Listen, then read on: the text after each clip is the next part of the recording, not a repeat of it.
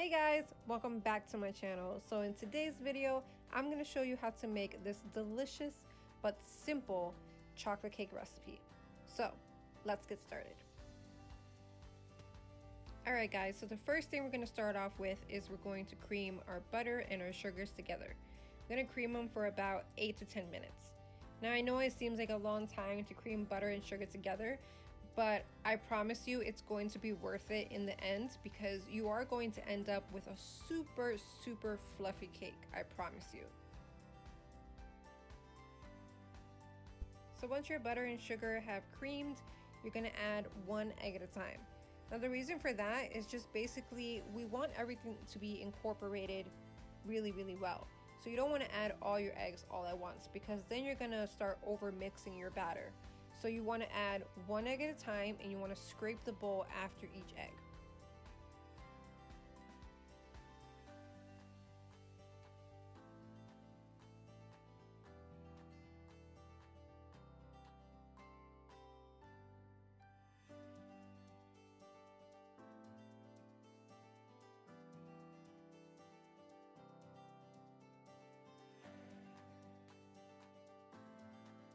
So once you're done mixing all your eggs in, you're going to add your vanilla as well. And then once that's done, you're going to start alternating your flour with your milk. So what that means is that you're going to add a little bit of flour in, you're going to mix it for a couple of seconds, and then you're going to add your buttermilk. And you're going to keep doing that until everything is nicely incorporated.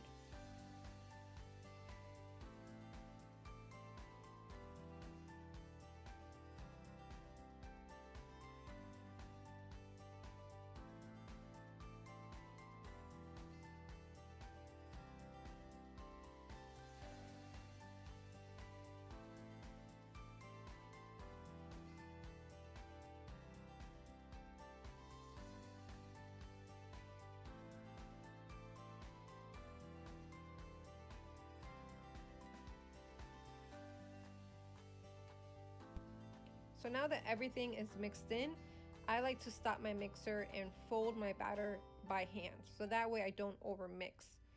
And now what I'm going to do is I'm going to start pouring my batter into my prepared pans, which I just buttered and then lined them with parchment paper and dusted them with cocoa powder. So I'm just going to pour that into my pans and we're going to bake this for about 30 to 35 minutes in a 350-degree oven.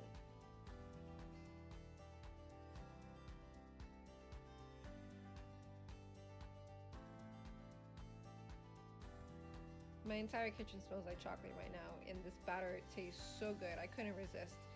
But anyway, so now I'm just smoothing out my batter just so I can have a nice flat surface on my cake.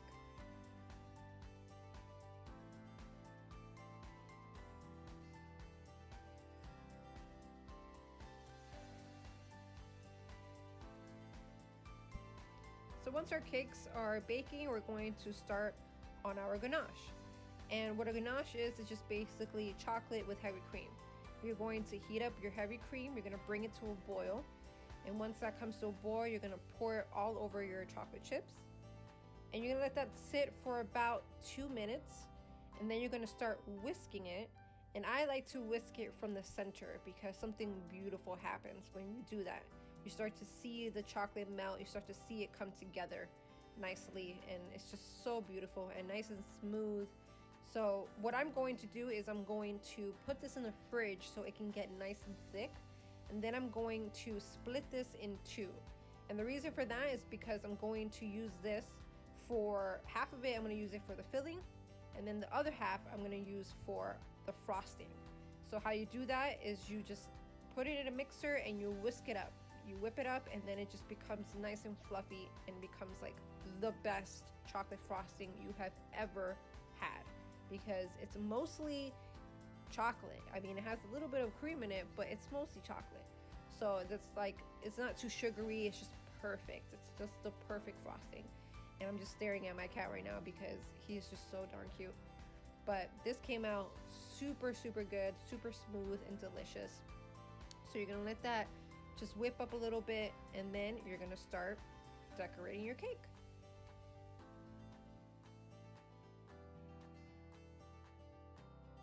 So I'm going to start decorating this chocolate cake, but before I do any sort of decorating, I'm going to put parchment paper underneath my cake board, so that way I have a nice clean surface and I don't have to worry about a mess.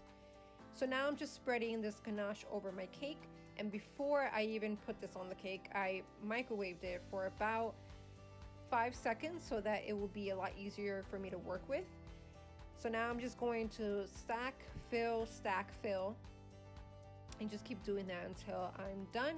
And then I'm just going to start frosting the sides of this cake. I like doing that first because I want to make sure that my sides are nice and even and nice and smooth, so I end up doing that first.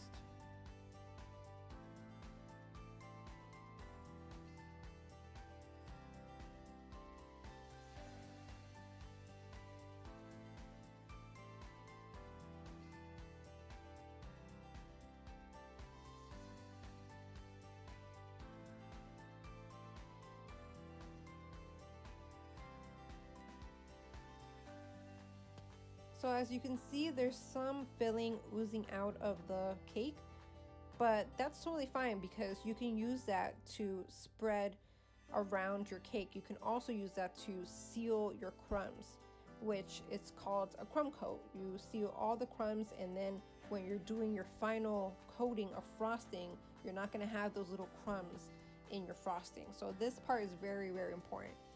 So then you're just going to start frosting your cake. You're going to start smoothing out your frosting around the sides. You can start from the top, it doesn't really matter, but I like doing the sides first because I want it to be super smooth and looking the best I can make it look.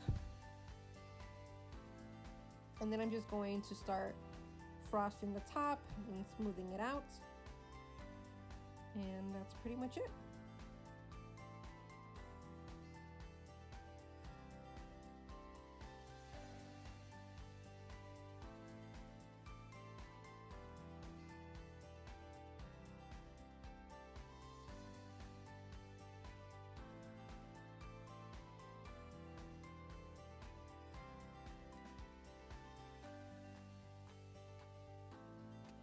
So once I started smoothing everything out, I ended up making this look more rustic. I thought it looked a lot nicer that way, so you guys can do whatever you want. You can make it smooth or you can make it look rustic, whatever you want to do. But now I'm just doing a little bit of piping work on my cake, and I'm using my 1M tip that I recently just got and I really wanted to try out, and I'm so happy that I did because these ruffles came out super cute. But after I'm done with that, I'm going to decorate the bottom of the cake. And when I did that, I realized that my cake was off-centered. So if that happens to you, the only thing you need to do is just put your cake back into the fridge, let it set up, and then you can cut around that cake board. It's not going to look ugly, it's going to look perfectly fine. But the key to cutting around it is just putting your cake back in the fridge so you don't damage any piping work that you just did on the cake. So you're gonna see me realize that in like 2 seconds, I think. I think when I was around this point, I started to realize that my cake was a little bit off-centered. But yeah, I just ended up cutting around the cake board and everything was perfectly fine.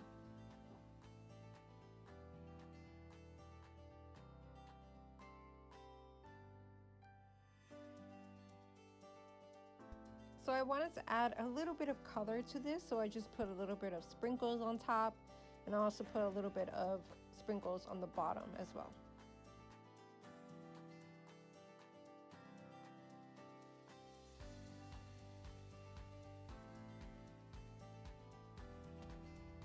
So I really hope you guys enjoy this video, and I hope you guys try this recipe out because it is out of this world. This cake is perfection. So if you guys enjoy this video, please don't forget to subscribe, and I'll see you in the next one. Bye guys.